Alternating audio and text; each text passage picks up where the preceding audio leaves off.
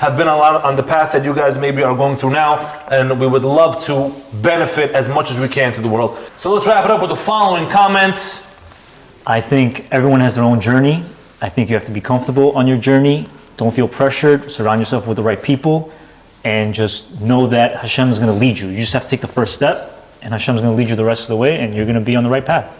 That could be a short right there. That's beautiful. I think he literally took everything I was going to say and said it, which is amazing. That's because me and you, we were on this path, bro. Yes, maybe you guys are in love with each other. we are. There's nothing wrong with loving your friends, man. Love your friends as you love yourself. You could love your friends, then you could be in love with your friends. We're not talking about that right now. Okay. That's not... Illy, you need Our therapy, thing. honestly. The way I would close everything off is yes, like he said, everyone has their journey, everyone has their path. Just also remember, I feel like God is there to help you. I feel like people sometimes forget that. People think that God is against them, God makes it harder on purpose. No, God is there literally to make it easy for you, but sometimes, yes, there has to be challenges.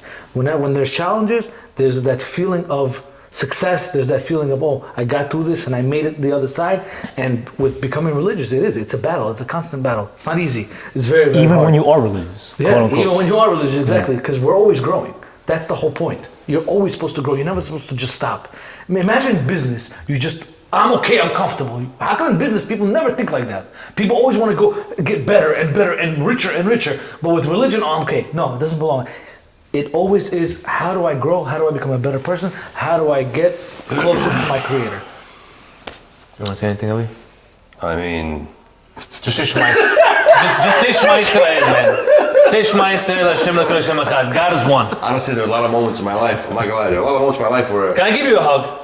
Brother. Can you let him speak, bro? I'm not depressed or something. There's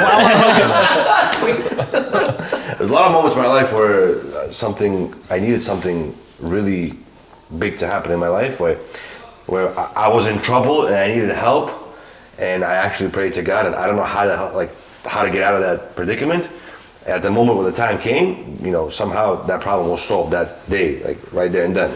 And it happened like at least 3 or 4 times. And I keep telling myself... Trust me, it happens a lot more than I keep telling myself, I'm like, okay, what are you worrying about if he saved you 3 or 4 times? But my head is just saying, try to figure out your own. All I'm trying to say is that, I'm not saying for the people at home not to become religious if they're not interested enough as you guys were. All I'm saying is I'm going to use this fancy little word, to acquire a certain taste of religion, you kind of have to... What was the fancy word? I was waiting for the fancy word. Acquire the taste. I think was faster. Not word, statement. But you have to like kind of love yourself a little bit more than to kind of go into religion. Again, because if you don't really love yourself or have a slight bit of love for yourself, you're not going to do other things that are going to quote unquote, I guess, uplift you in life. So I know it's just people have to go on their own journey. That's all it is. It's just whatever journey that is. Other people who are more religious, rabbis or family members, they can't be judgmental on them about that, because if they are, then they'll sit there and look, he doesn't like what I do, he doesn't like what I do. Why even do it in the first place? Because I'm not going to do it anymore. And I know a lot of people who did that. Like they took Shabbat and certain halachot upon them. They go to shul. Rabbi comes to them and says, you can't dress like this, or you can't do this, or you can't do that. And eventually they would fall off the derech. Like, I tried, I'm doing, everything I'm doing is not right, so what's the point of even doing it? Especially in our generation, everyone is so super sensitive. You can't overburden people because they will very quickly collapse. We know that.